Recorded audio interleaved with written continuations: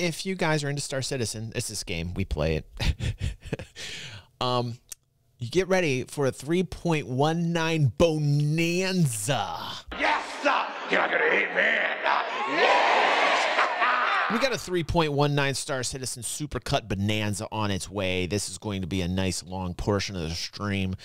Been seeing a lot from the PTU. Let's check out everything there is to check out. Mod81, who is a member of the community, here today with us. It's a bonanza. It's a banana-anza. Banana fountain.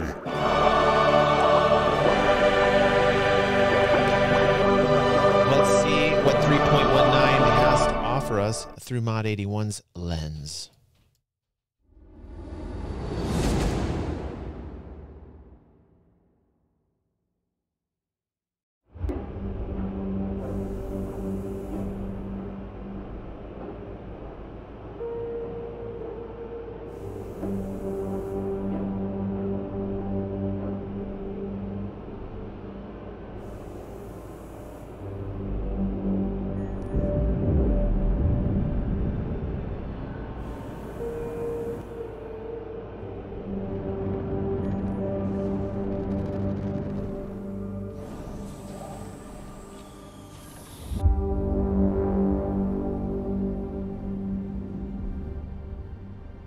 Cinematography on point.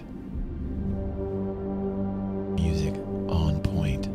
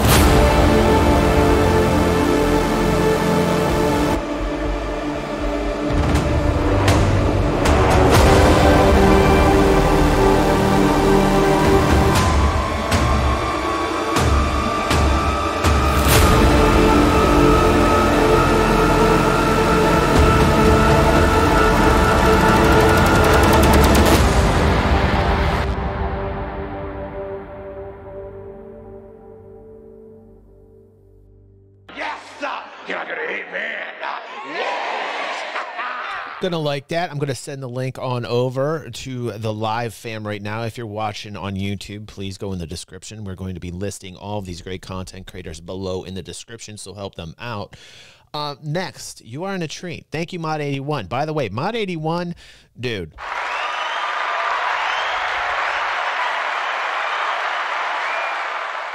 There's another diamond in the rough, Mod81, who needs to blow up along with Backspace, man. I'm telling you, these guys are making great content. That pulled me in. The soundtrack was great. The cinematography was great. Please go over to Mod81. He's a good friend of mine. Go like his videos. Go subscribe. Where is he at? 1.8 thousand, 1.9 thousand. Let's get him over 2,000, guys. Come on. Can we do it? Come on. Let's show him. Let's show him the potency of DG360. Go over there, go subscribe, and get Mod81 over 2,000 subscribers. Now, do it. Comment on the video. Spark up that YouTube algorithm. We are the natural bionic algorithm. It's organic, but we'll go with bionic on this one. Let's see what we've got next for the Star Citizen 3.19 Bonanza. This is from Ollie, who says, I wasn't prepared for this much detail. Let's see what he wasn't prepared for. So the insane Lorville map rework, which from the screenshots looks absolutely incredible. We're going to go check that out today. I wanted to show you something they've added into Star Citizen 3.19, which I think is going to be massive for new players. It's absolutely a game changer, quite literally. So you can see there on the right-hand side, we've now got, like, I like to call a hotkey navigation useful guide thing. And it kind of changes depending on what you're doing. So hold F, you can focus on things, consumable, hold C, and then release and select, or I can cancel. It's just really clever. There we go. So, for example, heal, that might be inject other. It's just a really Mad good. Style, and thank you for being a boss and hanging around all day with us, Mad Style. And even for like veterans, sometimes you forget how to do stuff, or maybe you haven't played in a while. But like this is so useful, and the fact it's contextual, like depending on what you're doing, it does. I've got it to work a few times, not the terminal. And kind of, I don't know what I need to. There we go. Sometimes it shows on the screen, sometimes it doesn't. I'm assuming this is a work in progress, so it can change. But the fact it's like, okay, so you can focus or you can move to exit, WSD. You've got select and navigate with the mouse. I don't know. Let me know what you think about it down in the comment section. I think it's like a massive help to new players, and I think it's actually like one of the best additions to 3.19. Now, I know what you're saying, Ollie, why didn't you just start in Lorville to check out the city? Well, here's the thing. I really wanted to approach it from the sky for the first time. Right. I didn't want to spawn there and then explore. I wanted to kind of approach the city for the first time and have like a cinematic moment. Okay. I thought it'd be quite cool. So, right, yeah, I'm going to... Don't worry, I'll edit the video from the so you don't have to watch me fly there. But I just thought it'd be a better video for that. But this is cooler. So now we're in the ship and we've got toggle power... Look, exit ship. I just think this is actually so useful. I still think Ollie sounds like Sexy Biscuit. Wow. It's still there as well. Move, strafe up. Like, that is massive. I'm hoping you can disable it once you've learnt the ropes of the game. And I don't know whether it's because this is the first time I've spawned into the game, whether this is why it's showing me this. That's cool, man. That is so cool. I can't wait. There's a lot of other things it needs to tell me. Sounds a little like Board Gamer cool, too, landing control to let me out, and you know, things like that. But I think this is massive, and I'm actually really pleased new players could have a better experience in Star Citizen, because I think a lot of people see videos like mine, go, man, Star Citizen looks cool, and then get dropped in and have no idea to play the game. Unless they have a friend who can talk them through it. Anyway, there's also... They need to have this introduction for newer players. That's like the introduction experience, kind of like a basic kind of tutorial type thing. But also, on the flip side of that coin, I like that there's a learning curve. I hope that really never goes away in form and function in the game design. I like the learning curve. I like that you have to take time to learn what it is or what profession that you want to go into, and you have to explore the depth of the design and the game mechanics that are supplied currently in the alpha and go down the rabbit hole and learn everything that there is to learn about what it is that you like to do in game.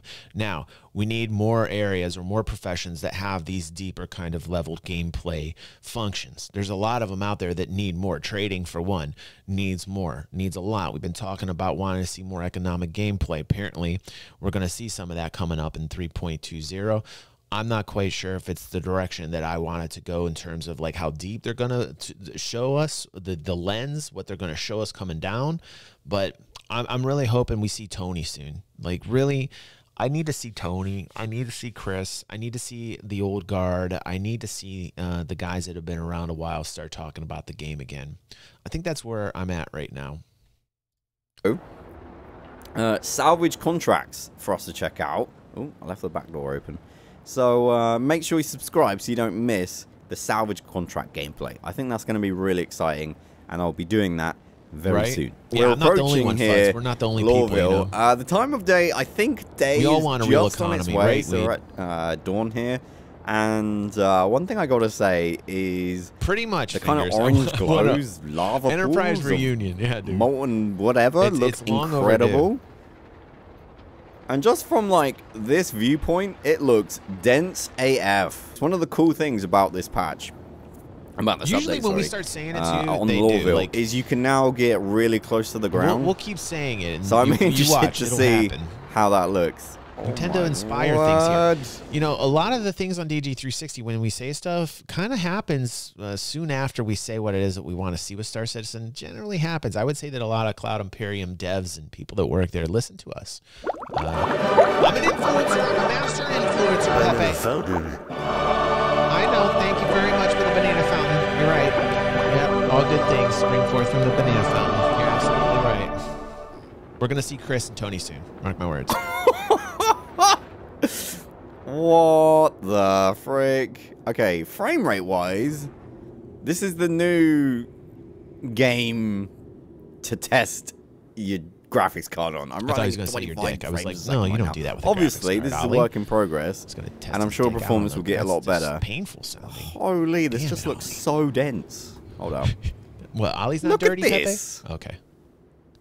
It actually looks like concept art, which is kind of insane. These little windows, are these real or are they fake? I say fake. Right. They're all fake, right? There's not actually going to be a full-on interior in here. That would be impossible. But are they 3D? Did it, dude? Armored's like, dude, new Lorfield crushed my GPU. What? That's crazy. Isn't that like some type of effect? Isn't that some type of effect they do? This is with the windows. Nuts, those aren't all actually compartmentalized rooms. That's some type of. So, if you don't know, during the night, I think the atmosphere in Lawville is pretty light. These rooms in here, I don't think are physicalized, compartmentalized rooms. I think it's a rendering trick they use. Oh man, that looks sweet. Yeah. Right, Ash. Right, dude. But still very cool. Still very cool, man. That's where I want to see the game go. So, each thing, if you don't know, during the night, physicalized, I think the rented apartments in Lawville is pretty light, so you can see a lot. That's eventually where we want to get to. As the day comes in, I don't think it's out of the question one day that we're going to see that. Clouds and smog, I guess. I don't think it's going to be kind of hard to see long distances. But man, I'm kind of glad we came at this time of day because we're actually going to get to see both of them relatively close to each other. Look at this gold statue. Yeah, okay, what do I have to do to get myself a gold statue of that size? Stop it. Don't worry about it. Oh, there's multiple statues. Oh, this guy's living the life. He's got multiple statues of himself. I mean, I know he's dead, but, you know, that's pretty cool. But this is so cool. Oh, that's cool. So close Thanks to the for that ground info, and man. explore. Nice info drop. And I'm pretty sure some of these buildings have, like, areas you can land. Hang on. Can you actually trench run this? Oh my word, you can trench run. Oh my word, this is cool. You know, I'll be completely honest, guys. I was really fed up with Star Citizen in 3.18. Like, trying to record videos for this. It's the cycles, right? It's the cycles. I told you. Everybody's screaming fire. Everybody's pissed off. They're angry. 3.8 is the worst thing that everybody's seen and hard to play and all this bullshit. It's like the same cycles over and over and over again. These kiddos, they come to it. They go for the clickety-clack. They say, oh, no, I can't see it. And then something happens. 3.19 drops.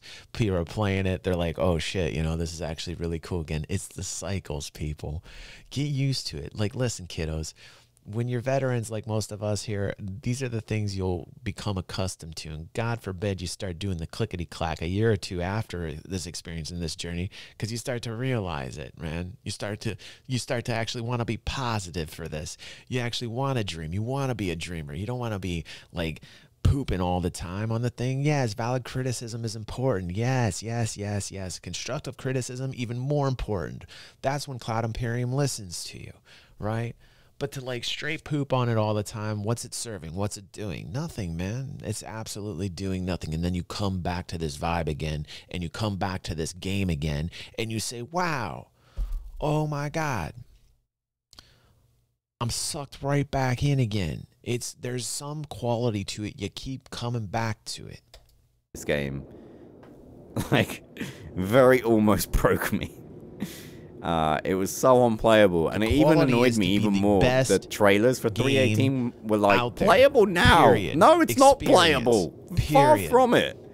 But I kind of forgive Star Citizen, because this is kind of amazing. Look at this. It's a love-hate relationship. You got to grow accustomed to this. You got to grow accustomed to the cycles. Wait, is that a landing pad? Not a landing pad, like a place I can land, I suppose. People don't want to hear that, though. You know, they just want to go instantly to the Would it let me land here? They just want to go oh right my word, this is instantly. like a freaking treat. Easier There is actually a landing pad. Oh, no. And there you go. You're going to blow up. You're going to blow up, and now you hate the game again. This is cool. Right, and I'm a good pilot, I promise. I'm pretty sure also, by the way, we're going to see interiors for some of these buildings. I don't know if that's in the game now. I doubt it. I told you guys we'd be hitting a wall right now with server meshing, and what's going to happen. It's going to be messy, period, right now. Oh, this is when you see the scale. Oh, my God. It's purposely messy. That looks insane. This is genuinely incredible, guys. Same here, Ash. I'm so mad because I was so ready to be like, I'm done Ash. with Star Citizen. But absolutely, dude. Yes, sir. You're not gonna hate That's super mod Ash. That's why it gets the green tickle sword. The scale of this game is ridiculous. The lighting, the atmosphere. I've been doing this since 2013, so I'm gonna have to answer yes, Space. It's very cool. Just out of conditioning, bro. I didn't expect to be able to like walk around. This is detail. Sometimes stuff blows up. I was not prepared for. What the actual, guys? You know, I'm gonna tell you why I'm always rooting for this project. You know, like the thing is what they're trying to create is an experience we've never had before in gaming. Period. I signed up because of the sandbox. I signed up for the PU. Some people signed up for Squadron 42. Some people signed up for both. We talked about it last night at the after party. It was interesting to see that most people also signed up for the PU, and most were actually in the 3 camp and said both, which is interesting. If you follow this if you follow this project, you'd realize that Squadron 42 was always the initial concept, and then basically the PU sprang forth from people voting on the fact that they wanted more and more and more and more from the game. They were called stretch goals, and in fact, they basically everything was yes. Do you want this? Yes. Do you want this? Yes. Do you want this? Yes, sir. Yes. Like, what Chris started to learn about as he built this was that people wanted much more of everything. They wanted the everything experience, I call it. And the reason why I'm such a big advocate for Star Citizen, you know, are the people trying to make this dream become a reality. It really has not been done the way we've wanted it. We, the gamer. The experience has not been done yet the way we want it.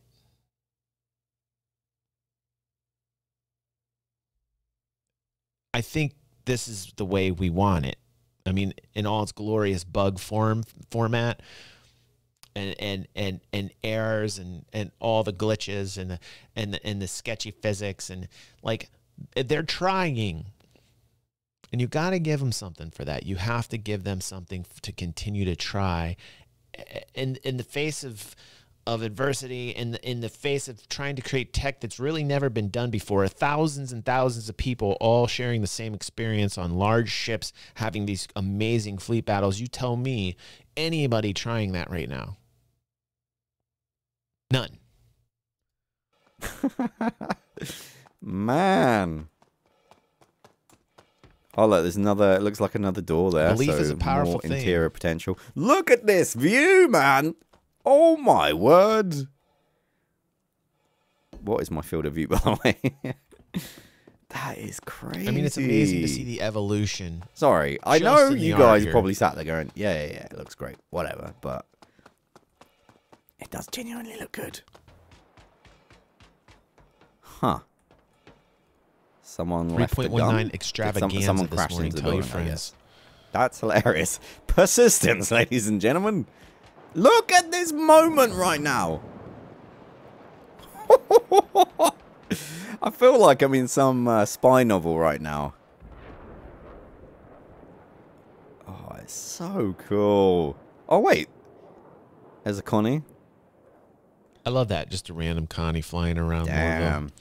So cool, man. That, my friends. Look at those clouds, man. Look at first the of all, vibe, amazing. the atmosphere. But second of all, Perfect. this is the Star Citizen that I want to be part of. Yeah, of course. Not the 318. Can we just pretend that didn't happen? If there's a lot of 318s in the journey, Like the whole there's a lot thing. of 318s. It was such... It worked so well in concept. Dude, there's been a lot of when it came 318s, out, man. it was- If you've been in this man. for a while, I would say there's it been a lot of genuinely... 318s. I just can't go These over the kiddos, details. they don't understand where we've come from. Like, they don't get it. We had a hangar and arena commander.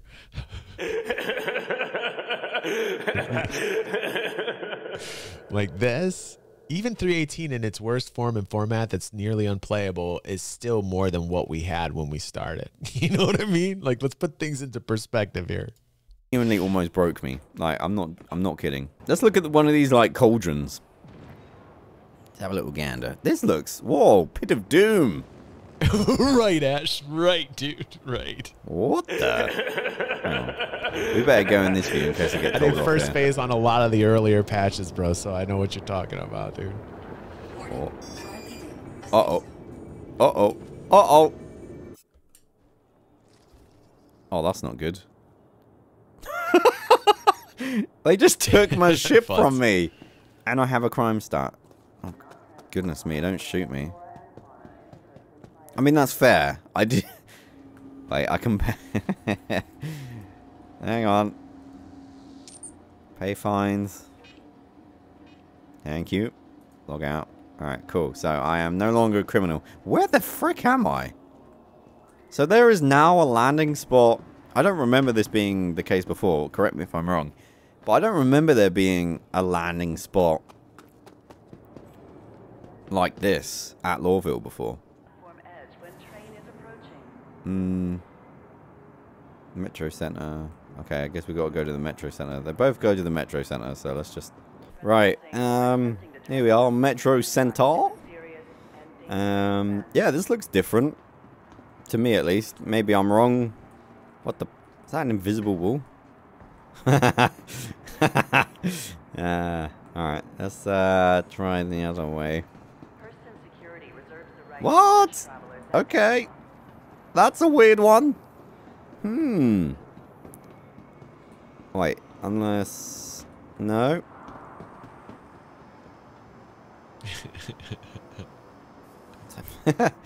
Okay, I guess that's not available yet, so I guess I'll go to gate 2? I don't know. Okay, so I'm back. I will say the journey from Habs to Spaceport has not changed. That looks more or less the same to me, so in case you're wondering why I didn't show you that, that's why. Yeah, we're going to have a little fly around in the Arrow, do some little low flying, and now it's daylight as well. Now We can have a proper look around. Now let's hope we get into interiors. I remember, when was it? Was it 2 Inside Star Citizens ago, Ash? We were talking about that because Ash had said about 2 weeks ago, he said, you know, DG, what I really want I want these interiors, you know, and he said, okay, Ash, I know we all want the interiors, but let them do the outside first and give it a facelift. The atmosphere looks fantastic. But he's right. Ash is right. We definitely need to see like expansions in these areas, and not only Lorville, but other planets as well. Area 18, like all these places could actually use a little bit more expansion in your walk around areas. So that would be cool. Also, I still want to look at that lava pools. I'm not going to obviously fly into the pit of doom. We all know why that's a bad idea now. And I think you'll see that. Daylight. You'll see the progression. Damn. You'll see Beautiful them build them Am I the only out. one that launches like this, by the way? Woohoo! Oh, it's so good. And now, oh my word, we've got a proper look at the city in daylight. We can actually see what's going on. She's looking good. What's it look like in there? Oh, yeah, look at that. So we've got the spaceport here. Oh, Mercury Star Runner, very nice. Man, this looks so good. Like the giant crane things down there. You got the train line. Oh man, I saw this. I think I saw this in the trailer. Hang on, I need to put a speed limiter on. There's no way I'm flying around really fast. It'd be amazing, by the way, if there was like a racetrack around here. By the way, that. Is it there? Doesn't no, XGR not again. have one? Where's Luigi at? You No. can confirm. I think they made a track. Man, okay, they're really touchy about where you can go. But at least they give you a warning. But can I go down here? This is what I want to see. Yeah, anyway. As I was saying, it'd be... No, you won't let me go in here? Ah. No, you're joking me. What? All right. Well, I'm getting a little tired of seeing Ollie bumble around everywhere, but it is interesting seeing all the facelift, the atmospheric flight. We're going to continue our 3.19 journey with some Ray's Guide, who is my internet father. I listened to what this man says. I don't agree with everything he said, just like my own father, God bless his soul. But like he teaches you things, and Ray has like a Morgan Freeman style voice. He says he does not use any bass booster or anything. This is his natural voice. So we are learning things about Ray's Guide. So let's check out what Ray has to say about 3.19 and the 9 essential features. Let's listen to my internet father. Hello, this is Danny Raymond, the voice behind Ray's Guide, and 3.19 was yesterday released to the open PTU, and thus NDA has been lifted, and thus it's time for the Essentials video on the changes that are in it. CIG has given 3.19 a relatively short time in Evocati, particularly in comparison to 3.18, and it appears that this is reflecting a determination to have it ready for live release for Invictus launch week, so that any new ships and features released for Invictus will be added to the 3.19 branch rather than needing a 3.18.3 release to hold them. I suspect that the one thing that most users were hoping for from 3.19 release would be a quantum improvement in the stability and performance over all the problems that we've seen in 3.18. And at least at the moment, it is an incremental improvement, not a massive improvement, but every bit helps. Number 1, additional UI improvements for new players. This is not yet complete, but you'll start to see hints of it in this little area here, where it starts to show suggestions about how to interact context-aware where you are and what you're doing right now. This is turned on and off by this option in the user interface. And we should be seeing a lot of improvement on this in the future. This is just the starting point. Number 2, commodity redistribution. This is not a big flashy new feature of 3.18, and in fact, it is likely only beginning to be introduced in 3.19, and we will be seeing a lot of tuning about it. But it will be generating a lot of gameplay as industrial-focused players figure out the new landscape, because it is a new landscape. Now each planet in the Stanton system has their own specialization in terms of commodities and mining. Trading is essentially moving a commodity from a point of supply into a point of demand. And since when the distribution of materials was first set, there was only Crusader, every commodity had a point of supply within Crusader and a point of demand within Crusader, because Crusader was all there was. When ArcCorp, Hurston, and Microtech were added, they followed the same pattern rather than rebalance the whole system, which is what is happening now. Now, for example, Hurston and its moons have iron in great abundance, and the other planets do not.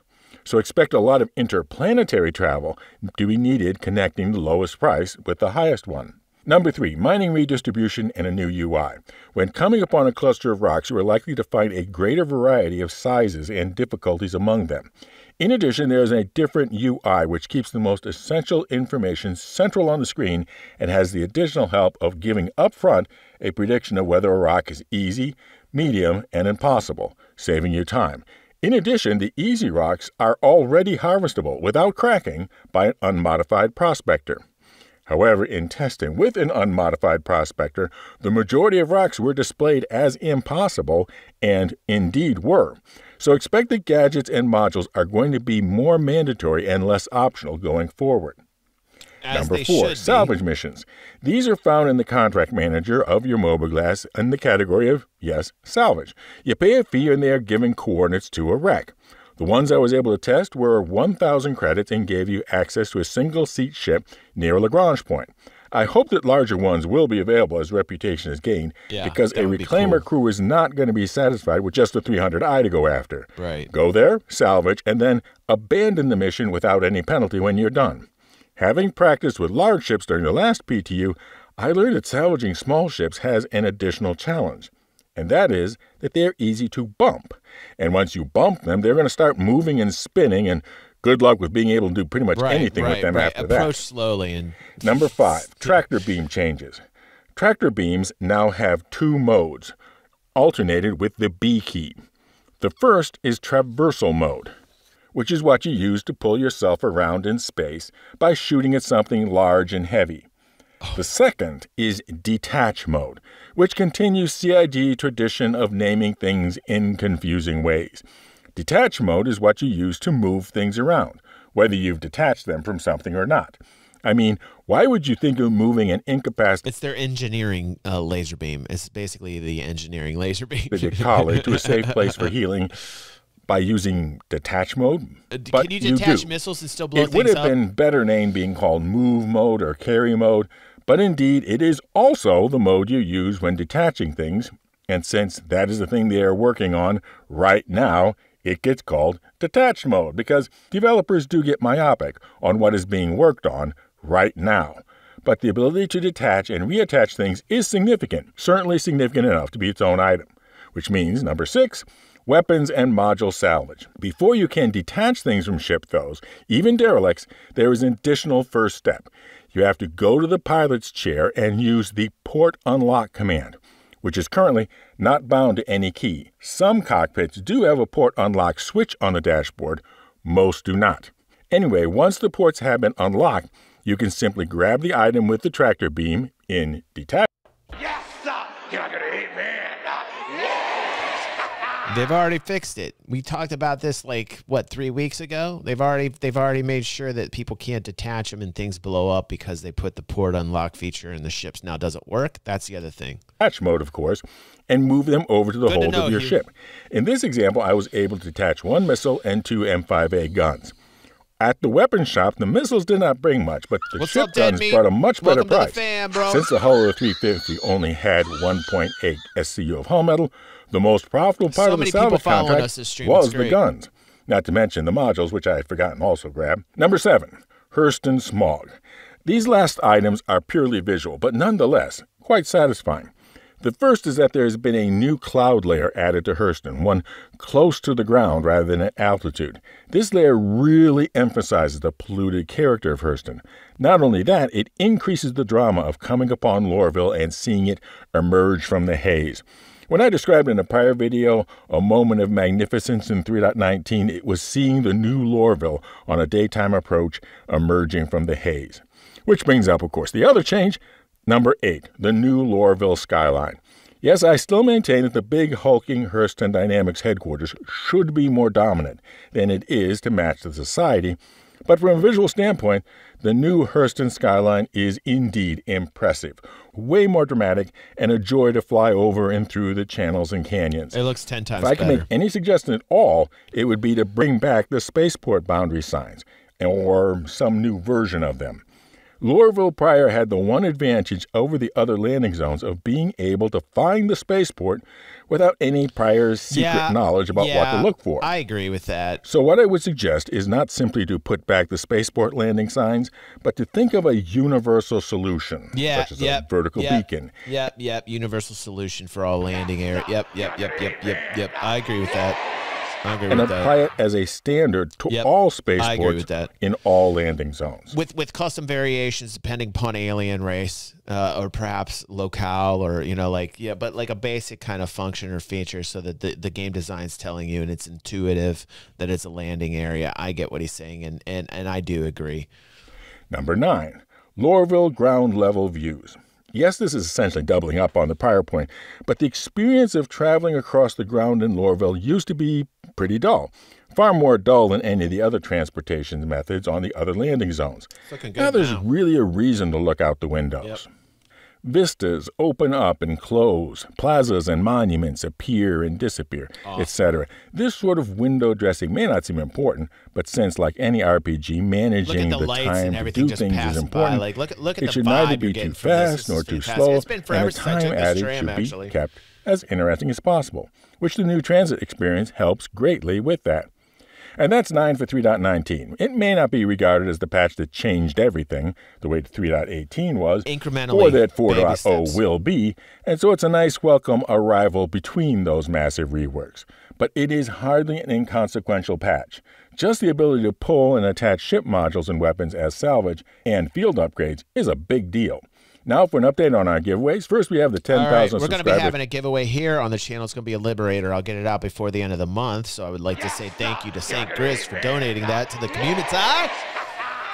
Let's give my internet father some love. Let's give him some likes right there. He's doing very well for himself. Almost 12,000 subscribers. He's killing it right now. I think he just literally gained 2,000 subscribers overnight because last time I looked, he was like 10,000 subscribers. So good for Ray. How am I not subscribed to my internet father? Holy God. He's going to scold me. So go over there, go to that link, live audience, if you're watching. Again, this is the Star Citizen 3.19 Bonanza. All the links of these great content creators are below. You can check them out there. Next, as we continue our 3.19 extravaganza experience, we have Loud Guns here talking about the Salvage Goldmine of 3.19. Let us continue watching as we continue our Star Citizen 3.19 Bonanza. Look at a potential new gold mine coming in 3.19. Salvage made its debut with hull stripping in 3.18, but 3.19 is bringing with it the first iteration of component stripping. Right. Myself and some of the folks from Frontier ran a few initial tests of this and the new salvage contracts last night, and while it's still early days, I wanted to share some of the cool stuff we've learned so far. So if that sounds good to you, grab a cup of tea while I roll the intro, and then let's get into it. Cup of tea, huh? I should have a cup of tea, actually. Loud guns, loud guns, loud guns. He's a loud gun, loud gun. He's a loud gun. I messed that up. I want to try that again, Pepe. I know, I was pretty off on that. Loud guns, he's a loud guns. Loud guns. Boom, boom, bop, bop, bop. Oh, sorry. All right. Sorry. So let's make a start by taking a look at the salvage contracts, which will appear in your contract manager. They come in 3 flavors: legal, illegal, and lawless, or as I'm thinking about them, Korma, Boona, and Vindaloo. Legal contracts, the Korma, are going to appear on the main page, and in these you're effectively just buying the location of a wreck off an information broker. The wrecks are located at the Lagrange points dotted around Stanton, and the contract's going to provide you with details about the type of ship up for grabs and its location, it's been a crazy so you can morning. work out what's We've all worth been streaming 4 hours, dude. If you're willing to pay the credits, then the broker will sell you and only you the marker for the ship, and you'll be able to head there and strip it.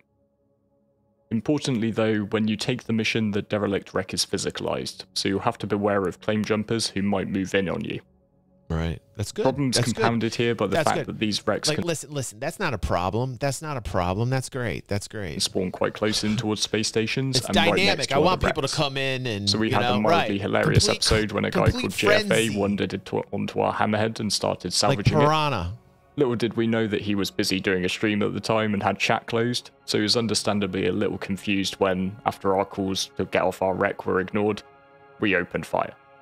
I just feel a bit bad since I've chatted to him since, and I now know that he was doing a birthday stream. So if you can do me a favor and go show him some love by subscribing to his... The man was trying to have a birthday stream and say hello to you, Loud Guns, and what did you do? You shot him down, you bad meanie.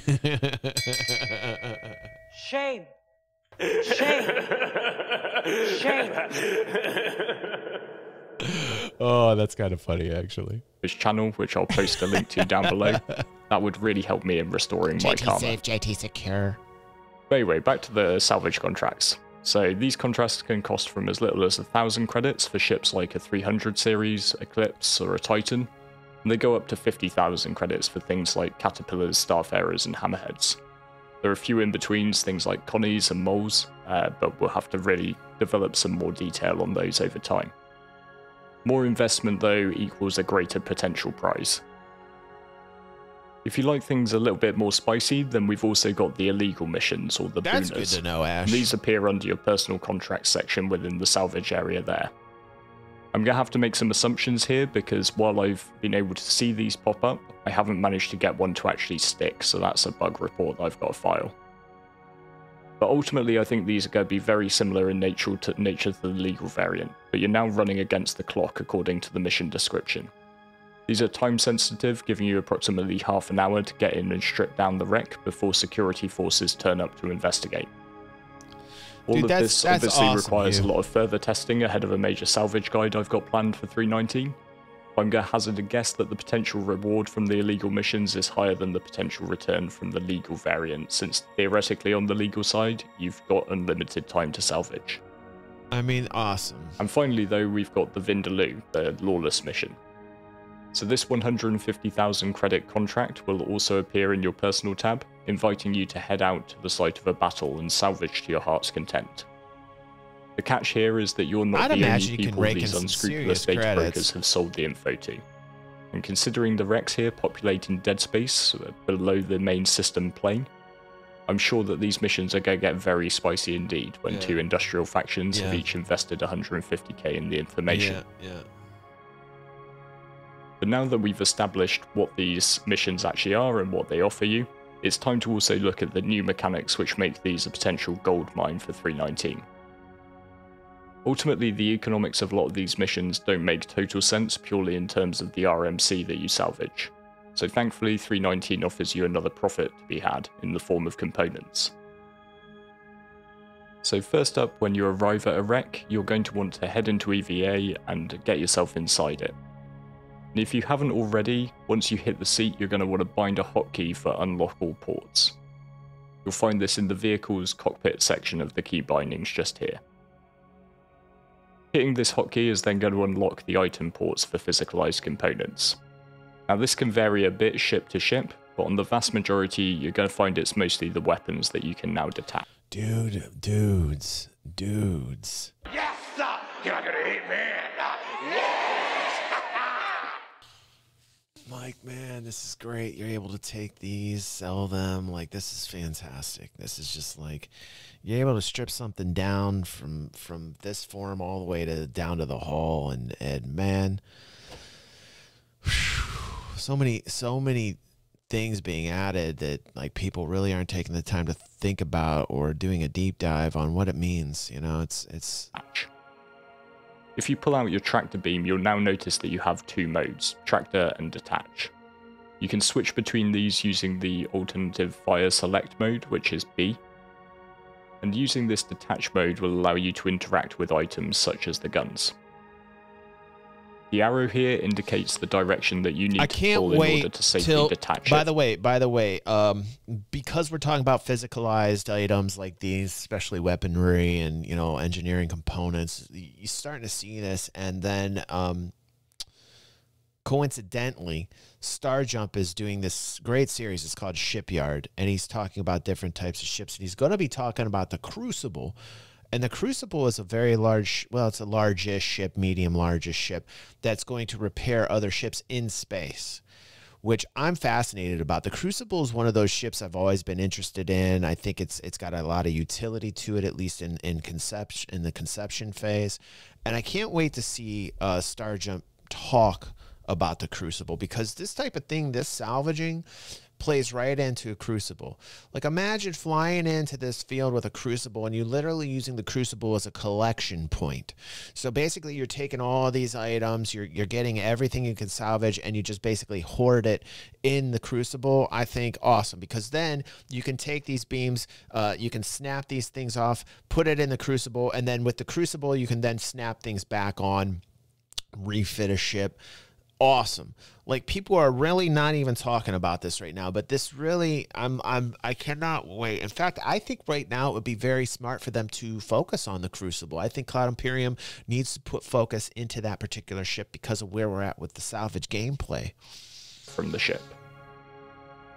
Now, theoretically, if you had a weapons port of the same size as this on your ship, you could also open up the ports on your vehicle, detach your weapon, and slap this one on in its place. So this does lead to some really cool potential where you could switch out guns on the fly. Maybe if you run out of your ballistic ammo, you can switch it for laser repeaters that you find on another ship. However, I've got a better idea, and that's turning these guns into cash. So instead, I'm going to just store these into my ship, placing them down on the cargo grid ideally. I think so, once too, you've taken Coop, the guns and the missiles, if you're really... Coop's saying exactly what I'm putting down right now. He's saying, I'm hoping they understand they need some ships like the Crucible and the Kraken before Pyro opens. I don't think they'll do the Kraken, but I think it's possible to do the Crucible. I think larger ships are just going to take time till after Pyro and server meshing. I think they're done. I think to a point on the larger ships like the Kraken, which is a beauty. It's a beauty. It's a Drake ship. Kraken is just something that's... It's delicious, man. We were watching that last week from Star Jump, and I got pulled away from that video. I came back, I watched it afterwards. It's a really good video about the Kraken. And but I think I think Cloud Imperium is gonna stay away from like larger ships hitting the verse until like they've had a eureka moment with server meshing. I don't know, my speculation, my opinions, but I don't think the Crucible is out of the question. I think the Crucible is something that they need to get going. In this, I can't breathe. I'm too excited, Fingers. God damn it, I'm too excited. I can't breathe. I can't stop talking. However, as we'll see in a minute, the RMC value is actually the smaller part of the payout in most cases. The money's really in the weapons here. You've got a convenient meter at the top of the screen, which indicates how much salvage is left in the wreck. So that just gives you a good idea of when it's time to move on. And one of the things which definitely pops up from the mission descriptions here is that there's no penalty for abandoning the mission. They literally tell you, when you're done with it, you abandon it. There's no penalty. That will just help you keep your map nice and clear. That physics, though. And once you've looted everything that you want to loot, you can then go ahead and take those to a station or a major landing zone, ideally one which has a ship's weapon shop as well. Okay, making the salvaging loop complete, making it, like more completed. There still needs to be work done, but like, look at we've got the refueling, we've got pirating becoming more legit. Now we're getting salvaging becoming more legit. Where are the content creators talking about these things, these positive things that are happening? More game mechanics that didn't exist are hitting. So let's focus on that. Let's focus on the goodness of that. And here it works the same way as other loot does, or the loot that we've seen in bunker missions. If you can find a shop which is selling the exact part that you have looted off the ship, then you go get a better price than selling it to a ship weapon store that doesn't sell that particular gun. So roughly speaking, if you find a ship weapon store which doesn't sell the gun that you've got to sell, they'll give you just over 25% of the value. That's why we haven't passed 20,000 subscribers yet, huh? Is that what However, you're if saying, you can find one which sells the exact gun, then they'll give you just over 50% of the value. So since we had a few of us on last night, myself, Lions Mane, and Slash decided to take on one of the bigger derelicts. I promise I'll never care about clickety clacks, man. And we used my Cutty Black as a cargo ship and bought a Vulture along for the scraping. It is nice to see. So we began by cracking the ports open and relieving the hammerhead of its 24 size 4 Rhino repeaters. I can confirm that 24 Rhinos do fit inside a Cutlass Black, even if it's a little bit of a push. So while Lions and Slash then carried on stripping down the hull, I ran these guns back to the nearby station at Hurl 2, which incredibly conveniently has itself a ship's weapons store, and they do stock the Rhinos. Oh, hold on. We got a message from Zoe from this morning. Those have been watching. it looks like we do have a message from my daughter here. Let's see. And it says, ha, ha, ha. But by the way, let me update everybody on the text that I sent my daughter who's taking her finals to become a stenographer today. And I said to her this because you guys reminded me to text her as well. I was a bad dad. I completely forgot. And thank you, because I cannot have father duties slip on me. I said, good morning, Zoe. I love you so much. I know you're going to do great on your finals. And that's because I've kept the secret from you. And the secret is that you have superhuman X-Men abilities. Your superpower is the ability to pass any test that humans create, or AI for that matter. You have a photographic memory. Your brain is like no other.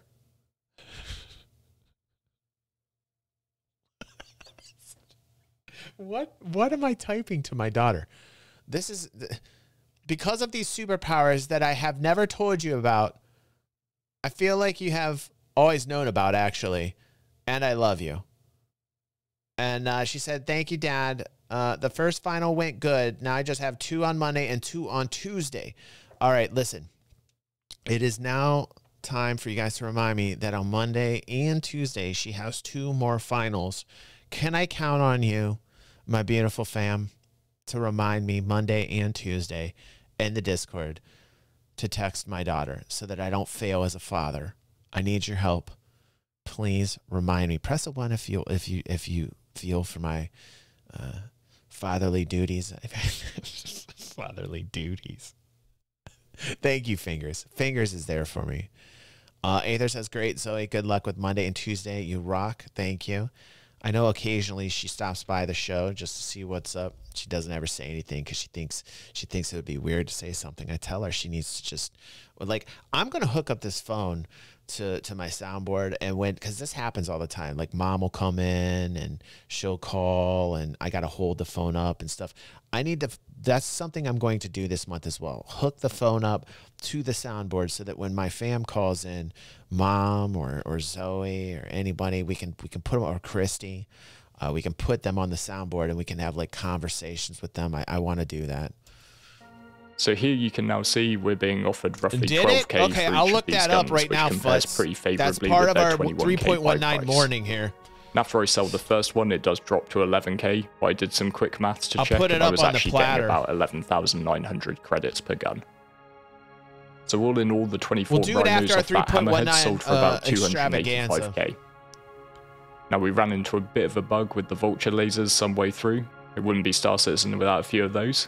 But we did also manage to scrape 19 SCU worth of RMC off the hull, which would have netted us a further 142.5k, making the total payout for this little test trip about 427.5 thousand. We reckon that had we not ran into the bug with the lasers, we could have pushed it north of 500k, and we could have maybe got even more out of things if we'd been using a reclaimer rather than a vulture. But all in all, that 50k we paid for the contract was roughly a 10% cost. And even if you ditched the RMC and just took the weapons, you could be looking at a 235k return on your 50k investment. Which, considering that part only took us about 20 minutes with just myself and Slash working together while Lions Mane ate his dinner, festival of sorts. It could definitely add up to some very nice credits per hour for a couple of crewmates.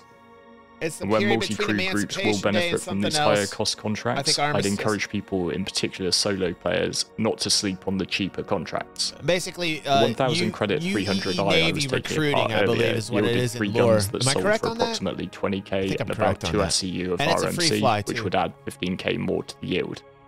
So that's 34k profit for not too much work. But these types of returns put into context the risky missions where you'll be salvaging an entire fleet of ships. And the potential return from a collection like this for a well-organised group is through the roof. The one we visited had multiple large wrecks, including hammerheads, starfarers, and a reclaimer. So with the right equipment to take advantage of the resources, you're probably looking at millions of credits worth of components and material from these sites. Just be aware of the risks that you're taking though. There's no comm array out at these missions, and while on a good day even a small group might get lucky, find 0 resistance and take away a huge payday, you might pay out 150k on other days and arrive to find an org determined to take every credit worth of value out of the site. While you're mid-salvage, a larger group might turn up and not be too happy about letting you leave with a large portion of the finite amount of loot. But to me, this is the really exciting part about being in an open world. Those moments where you make it out by the skin of your teeth and are laughing all the way to the bank, and those days when you lingered a little bit too long trying to squeeze one more gun on board your ship, and you just lost everything.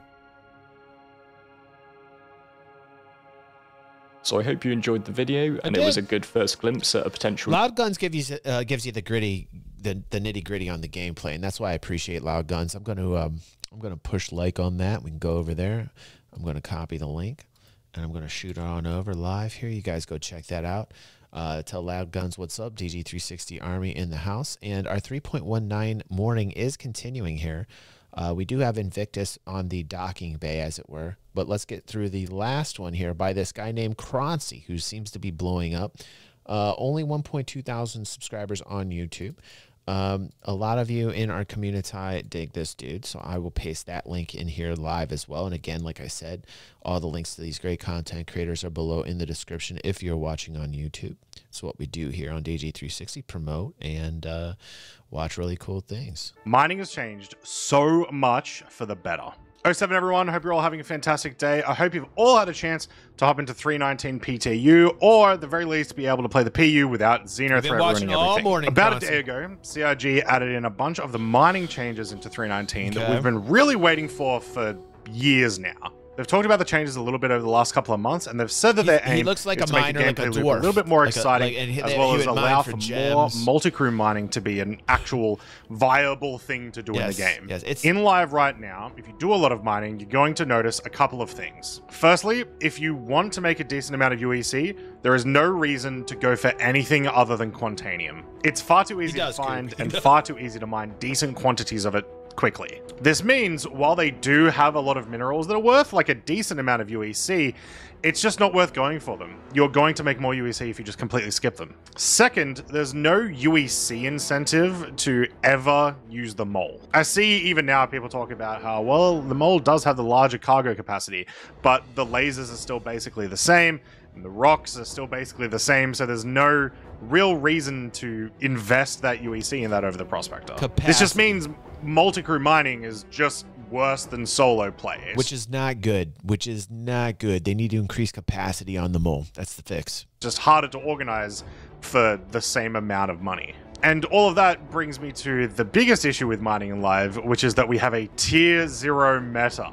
There is no reason in Star Citizen Live right now to ever use anything that isn't a Lancet with Surge module. This will currently guarantee crack every single rock in the game, as well as not really give you an option to use any of the other modules, the mining gadgets, the laser heads. And all of this came about around the time that we got refineries. We saw some balance changes to a lot of these that just made it not really worth using anything else. But after 24 hours now with the new update, I can safely say I think CIG are actually starting to achieve their goals here. So let's have a look at the things. Wow, what a shocker. Is Croncy new to Star Citizen? Yeah, I mean, like that eventually it does get to the point where they know what they're doing, you know, eventually. It just takes some time. I'm going to start with the rocks themselves. Everything about how these rocks work now is completely different. The way that they calculate their mass, their instability, your green zones, your green charge rate, it's very, very different. In live, you're going to find rocks that are going to be about 2,500 to roughly 9,000 mass, and that's it. That's where you stand.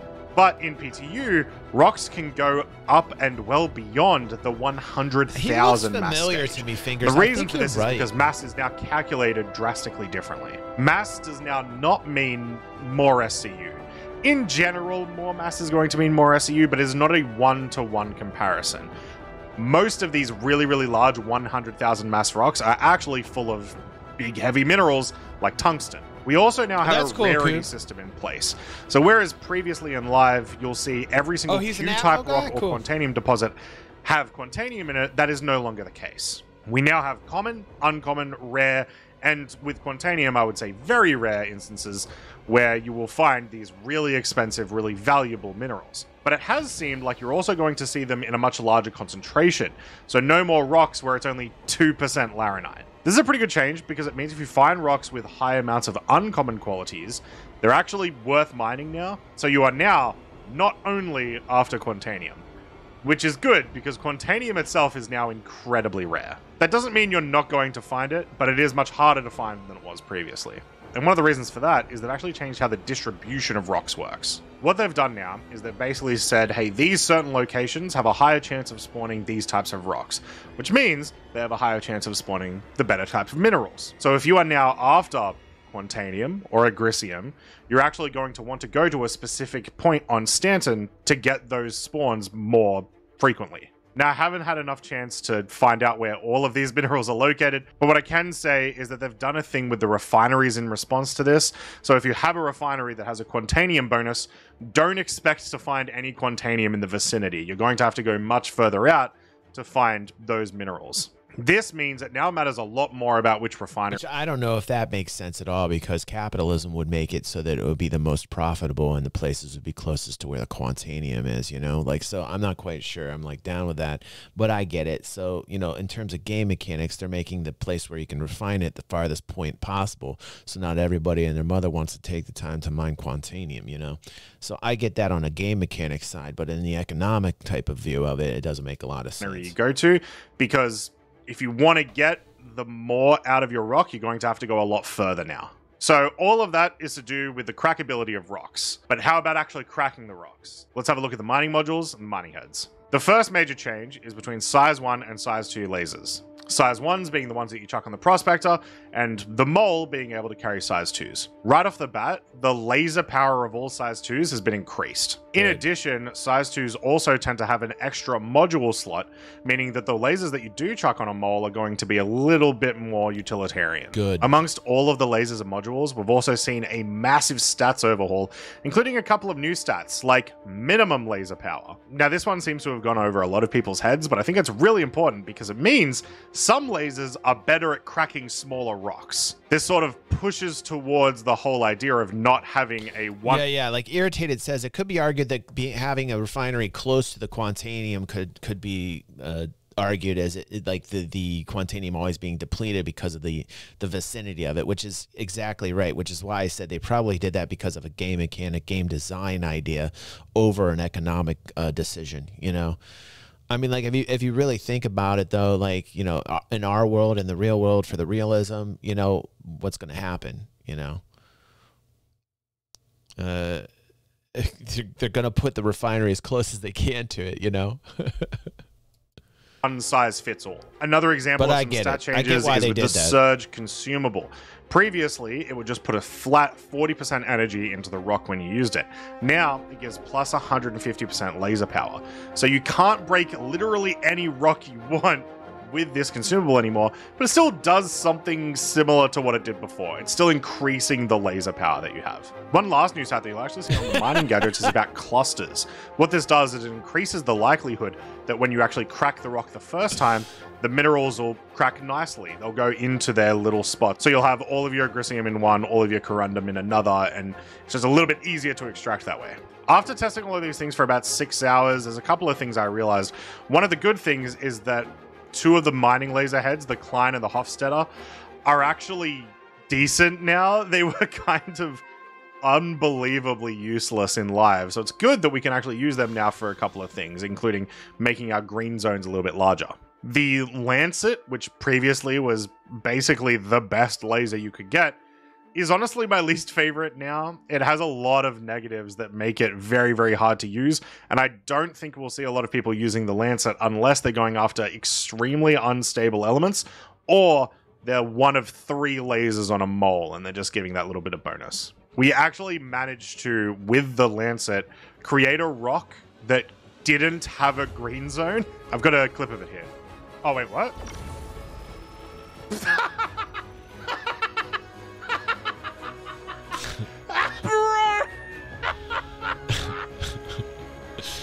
The Helix does seem to be another decent jack of all trades, as it has in the past. However, it has a very high laser minimum power, meaning it can be very tricky breaking those small rocks. It doesn't make it impossible, but it makes it a little bit annoying. All of this means as well, if you do want to use the Prospector, If you want to get a bit of extra power or you want to get a bit of extra resistance, you actually are now going to have to use the mining gadgets, which is great. So you can already see that they've been buffing the mole quite a bit.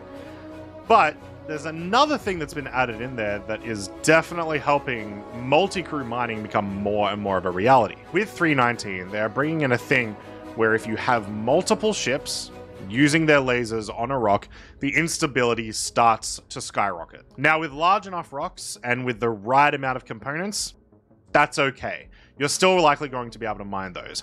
We have theories at the moment, but haven't been able to test, that some of these 100,000 to 120,000 mass rocks may require multiple moles just to get enough laser power into them to crack. But you will have to account for that instability. I think this is a really eloquent solution to make the mole actually more profitable and give people a reason to multi-crew what I consider the best ship in the game. But I know that there's a lot of Prospector fans out there that are going to be very mad that the mole has been pushed into like this and there's now all these massive rocks. So I want to assure Prospector fans, there are plenty of rocks for you to crack. From what I can tell, everything from about 11,000 mass or lower, a Prospector can now crack. Some of these are going to be more difficult than others.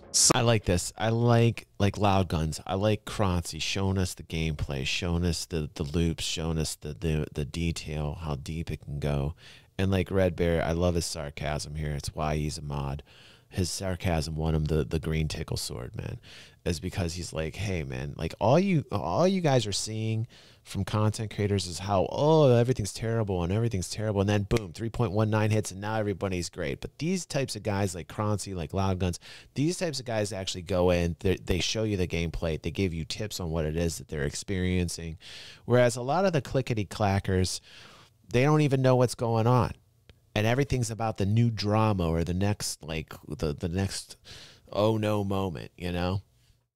People like Kronzi should have more views. People like Loud Gun should have more views. Some of these may require mining gadgets, but it also appears to be that these are the majority of the rocks that are found across Stanton, these 11,000 and lower. As a small addition, there's also some rocks which are just straight to purple now. You can extract them the second you find them, which I think is a nice touch. So the rocks have changed, refineries have changed, and mining lasers have changed. But how profitable is mining now? From what I've been able to tell with about 6 hours of testing, it feels like it's about almost the same. I could feel like you could very easily make 200 to 300k AUEC solo every hour, but it's going to require far more weeks of testing, figuring out locations, finding out what the best fits are for certain rocks before we really have a grasp on just how profitable mining is now. But I can definitely say I'm optimistic about the changes. It's one of the more well thought out and established gameplay is less boring. And I already found it pretty exciting, so it's way up there for me now. Mining is back on the menu. Thanks very much for watching the video, guys. Make sure to give it a like and subscribe if you did, in fact, enjoy the video. Cool. And go check out Kronzi. I'll put him in the description as well. And I think it is time for a DG 360 spotlight.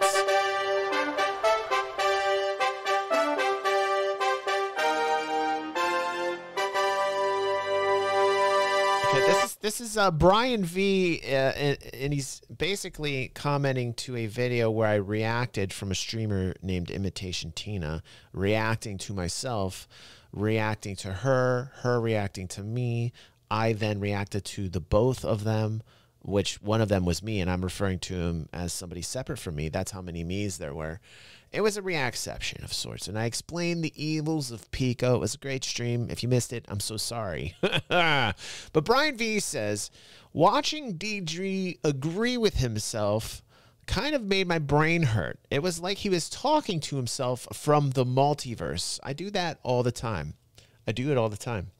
I actually do it all the time. I'm glad you noticed. How could I not notice you? I mean, really. Look at that amazing bald head of yours shining like a beacon of sorts for everybody to admire. Oh, thank you. It's just the natural oils you see. And, you know, this is just, I'm so glad. I'm so glad. Hi, sorry. I forgot I was streaming. He then says, every time he talked, I didn't know which one to look at. I don't know which one to look at either.